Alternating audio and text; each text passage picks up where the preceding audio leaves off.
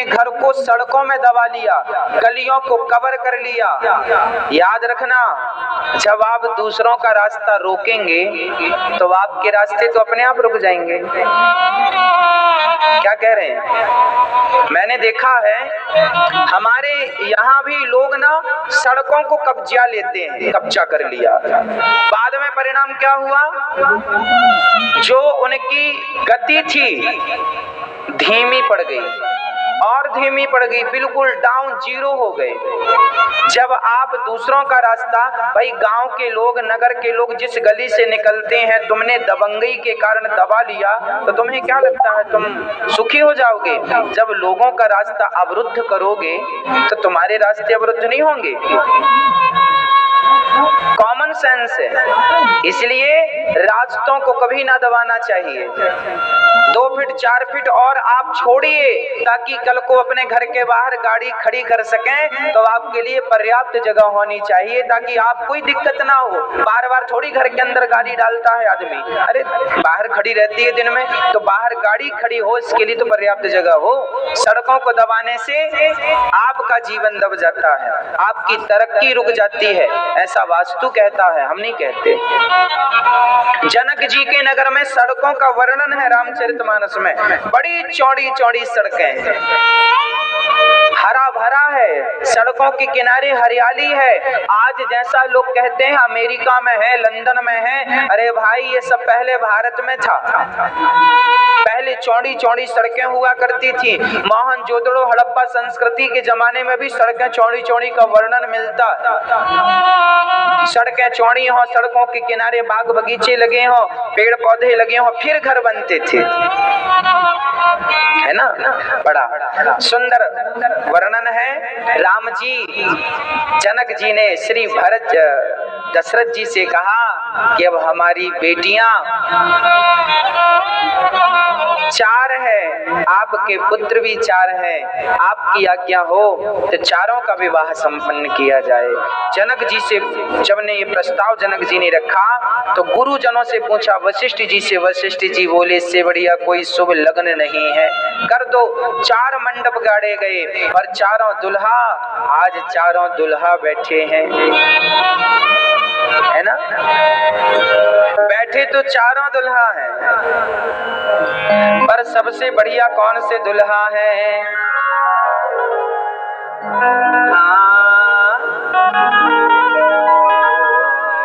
चारों दुल्हा में बड़का कमाल सखियां,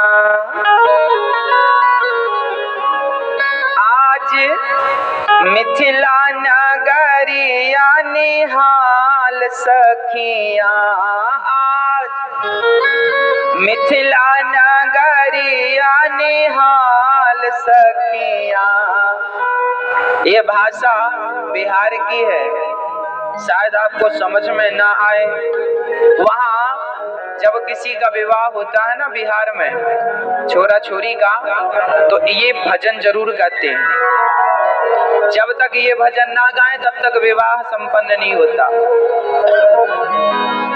हाँ, आज मिथिला नगरिया निहाल सखिया, आज मिथिला नगरिया निहाल सखिया। चारों दुल्हा में बड़का कमाल सखिया, चारों दुल्हा में बड़का कमाल सखिया। आज मिथिला नगरिया निहाल सखिया, मिथिला नगरिया निहाल सखिया। आज मिथिला नगरिया निहाल सखिया, आज मिथिला नगरिया निहाल सखिया। चारों दुल्हा में बड़का कमाल सखिया, चारों दुल्हा में बड़का कमाल। हरि बोल, हे हरि।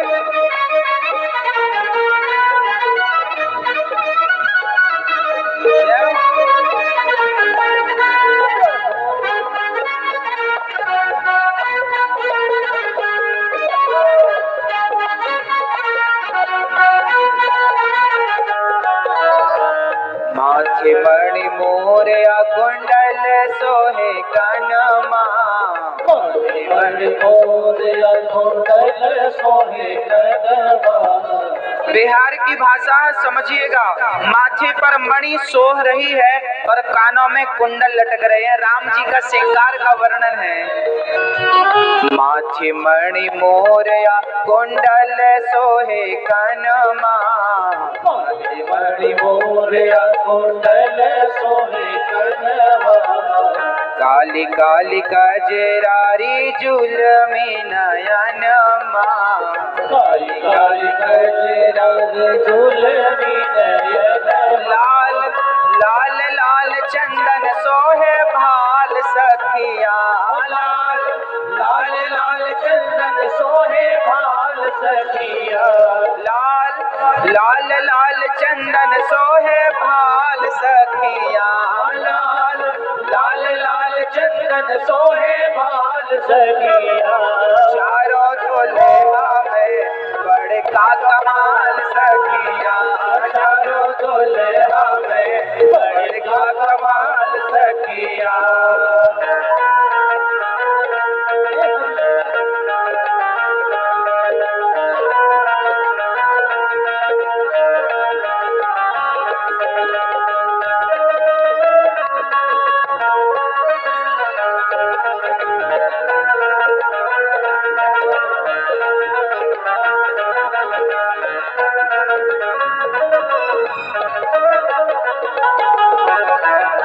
श्यामल श्यामल गोरे गोरे जोड़िया जहान रे, श्यामल श्यामल गोरे गोरे जोड़िया जहान रे।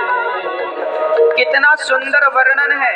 श्यामल श्यामल गोरे गोरे, श्यामल श्यामल कौन? राम जी। और गोरी गोरी कौन? सीता जी। जरा सुनिएगा।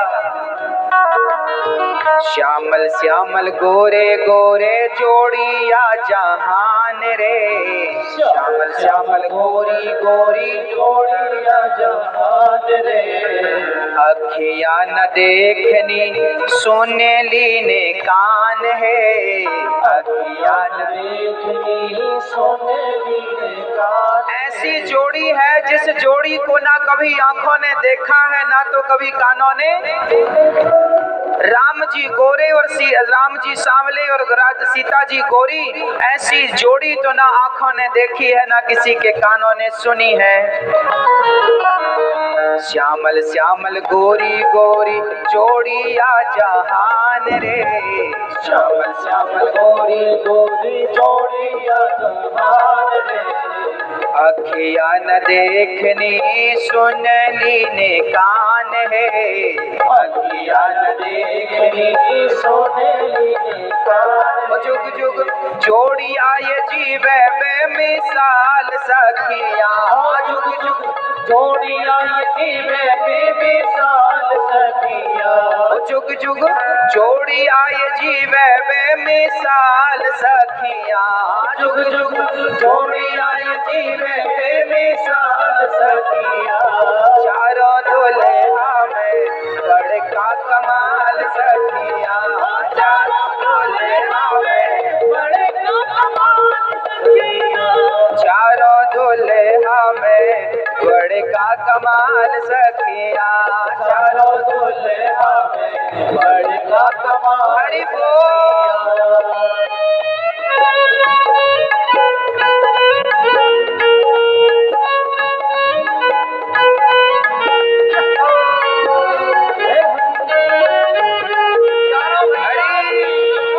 जय श्री राम।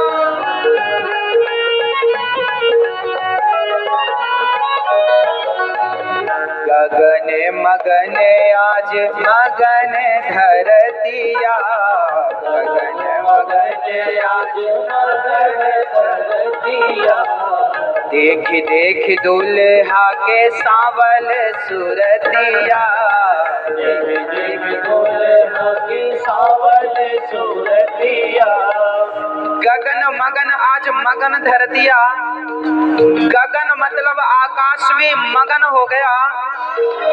और धरती भी मगन हो आज राम की सूरत देख करके। वाह, हाँ, गगन मगन आज मगन धरतिया, गगन मगन आज मगन धरतिया, देख देख दुल्हा के सांवल सूरतिया, देख देख दुल्हा के सांवल सूरतिया, बाल वृद्ध नर नारी सब बेहाल सखिया, बाल वृद्ध नर नारी सब बेहाल सखिया, बाल वृद्ध नर नारी सब बेहाल सखिया, बाल वृद्ध नर नारी सब बेहाल सखिया, चारों दुल्हा में बड़का कमाल सखिया, चारों दुल्हा में बड़का कमाल सखिया, चारों दुल्हा में बड़का कमाल सखिया, चारों दुल्हा में बड़का कमाल सखिया। आज मिथिला नगरिया निहाल सखिया, मिथिला नगरिया निहाल सखिया, आज मिथिला नगरिया निहाल सखिया, मिथिला नगरिया निहाल सखिया, चारों दुल्हा में बड़का कमाल सखिया, चारों दुल्हा में बड़का कमाल सखिया, चारों दुल्हा में बड़का कमाल सखिया, चारों दुल्हा में बड़का कमाल सखिया, चारों दुल्हा में बड़का कमाल सखिया।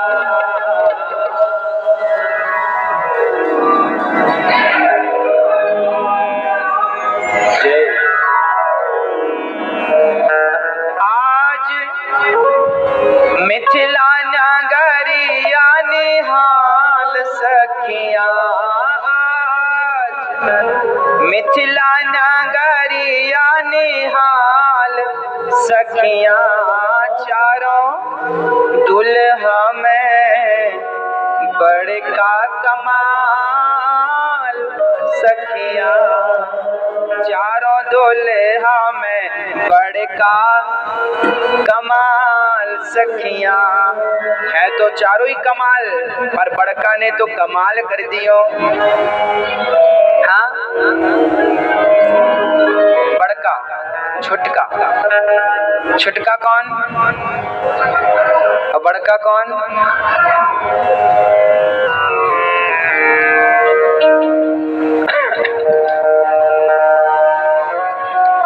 बिहार की भाषा बड़ी प्यारी है, आपको पता है?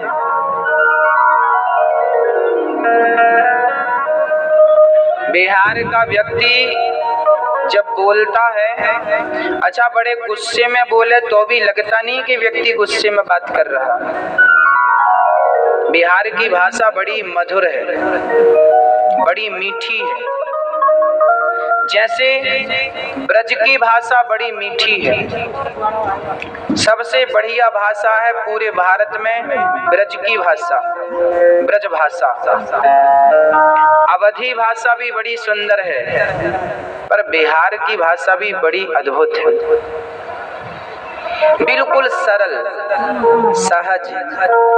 और वहाँ का व्यक्ति गुस्सा भी होता है ना, और गुस्से में भी कुछ बोले तो हमें आपको लगेगा कि सामान्य बात कर रहा है। अर्थात वहाँ का क्रोध भी दिखता नहीं है ज्यादा, क्योंकि भाषा में क्रोध नहीं है, क्योंकि भाषा बड़ी सरल है, सहज है, सुंदर है, मीठी है। हमें तो सुनने में बड़ा अच्छा लगता है।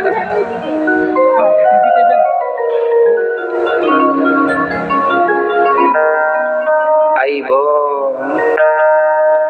खइबो,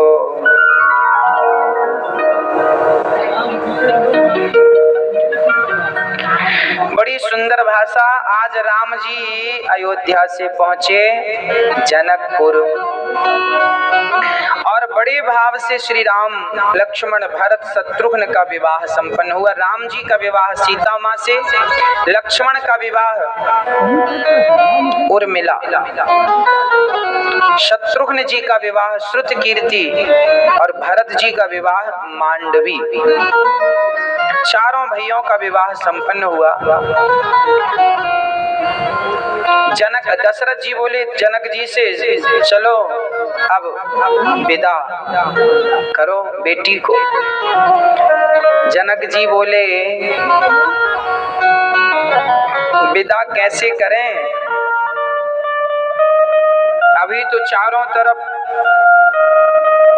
पानी बरस रहा है, बारिश का समय है, नदियां बाढ़ में हैं, अभी थोड़े दिन रुक जाओ। कब तक? 4 महीने।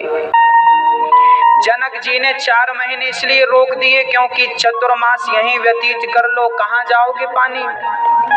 चलो बारिश खत्म हो गई, बारिश खत्म हुई तो श्राद्ध पक्ष आ गए। दशरथ जी ने कहा अब विदा कर दो। अरे बोले श्राद्धों में कोई बेटी विदा करता है? श्राद्ध रुक जाओ। श्राद्ध रुके तो त्योहार कौन सा गया? अरे बोले नवरात्रि में लोग कन्या घर में खिलाते हैं कि कन्या विदा करते हैं। अब 9 दिन ये, अब बोले अब ये नवरात्रि गई, अब दशरथ जी बोले वो नवरात्रि गई अब विदा करो। अरे बोले घर की साफ सफाई चल रही है, त्योहार बड़ा सामने है, दीपावली, दीपावली हो जाए। ऐसे करते करते 6 महीने जनक जी ने रोक रखा और जब 6 महीने हो गए, अब जनक जी ने अपने आप को समझाया कि आज ना सही कल ना सही परसों बेटी को तो विदा करना ही पड़ेगा, तो फिर कर ही दो। जनक जी ने इतना दहेज दिया, इतना सामान दिया कि दशरथ जी ने जितना मिला जनकपुर वासियों को, गरीबों को, दीन दुखियों को बुला बुला के वहीं के वहीं निपटाए। कहाँ ढोते फिरेंगे। जनक जी ने जनक जी दान दे रहे हैं दशरथ जी को, कन्यादान में जो सब दहेज जिसे आज बोलते हैं, दशरथ जी ने सब लुटाना शुरू कर दिया। कहने का अर्थ यह है कि आपकी जरूरत से ज्यादा विधाता दे दे तो उसका काम केवल परमार्थ के लिए हो। जो धन धर्म के लिए होता है वो धन पढ़ करके हमें विधाता देते हैं, और जब धन हम अपने उपयोग में लेते हैं सारा और उसका दुरुपयोग करने लगते हैं तो भगवान समझ लेते हैं ये व्यक्ति योग्य नहीं है, धन देना भगवान कम कर देते हैं। धन मिले पानी बाढ़े, नाव में घर में बाढ़े, दाम दोनों हाथ उलीचियो यही सयानो काम। नाव में पानी बढ़ जाए तो उलीच कर गिरा दो, नहीं तो वो पानी नाव को डुबा देगा। जरूरत से ज्यादा घर में धन आ जाए तो दोनों हाथ से दान करना, नहीं वह धन ही बुद्धि बिगाड़ देगा और लुटिया डुबा देगा। धन से अधर्म भी होता है, धन से धर्म भी होता है, करना क्या है मर्जी आपकी है ना। अब विदा होने लगी तो जनक जी के, दशरथ जी ने जाकर जनक जी को प्रणाम किया। दशरथ जी ने जनक जी के पांव छुए और जैसे ही पांव छुए तो जनक जी रोने लगे, प्रभु आप मुझे अपराध में डाल रहे हैं, अपराधी बना रहे हैं। क्यों? क्योंकि परंपरा तो यही आई है कि हमेशा लड़की का पिता लड़के के पिता के पांव छूता है, पर आज उल्टा हो गया। आज लड़के के पिता दशरथ जी ने लड़की के पिता जनक जी के पांव छू लिए, और जब पांव छुए तो जनक जी ने कहा मुझे पाप में क्यों डाल दिया भगवान आपने। तब जनक जी से दशरथ जी ने कहा प्रभु मैं ही आपके पांव पड़ूंगा क्योंकि बड़े आप हैं। मैं बड़ा कैसे, मैं तो लड़की का पिता हूँ, लड़की का पिता तो हमेशा छोटा होता है, लड़का का पिता बड़ा होता है। हाँ ना,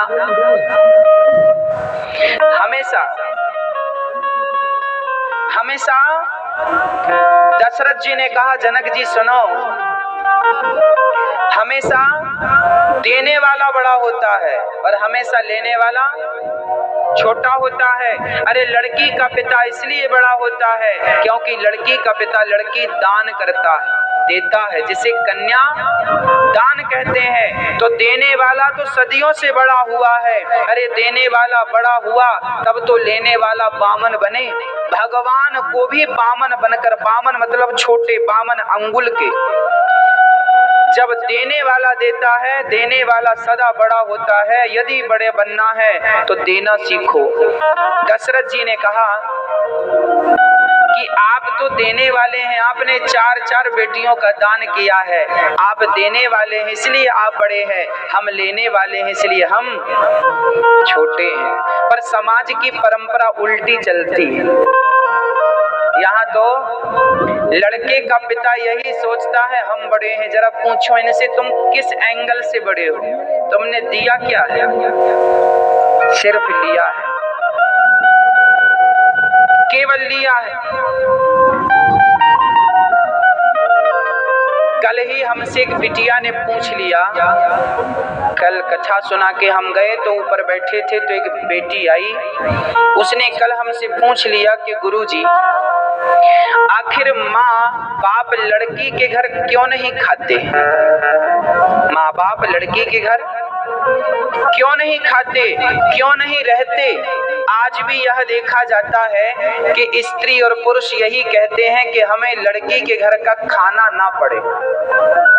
तो लड़कियां पूछती हैं कि गुरुजी ऐसा कौन सा गुनाह किया है हमने जो हमारे घर का माँ बाप खाते भी नहीं? तो इसका समाधान यह है, हमने उससे कहा बेटा लड़की आपके माता पिता ने लड़की का दान किया है, और जिसे हम दान कर देते हैं तो दिए हुए दान से फिर हम वापस कुछ लेते नहीं। आपने हमें 5 रुपए दान कर दिया तो 5 रुपए दान करने के बाद आप ये थोड़ी कहेंगे कि आप 1 रुपए वापस कर दो।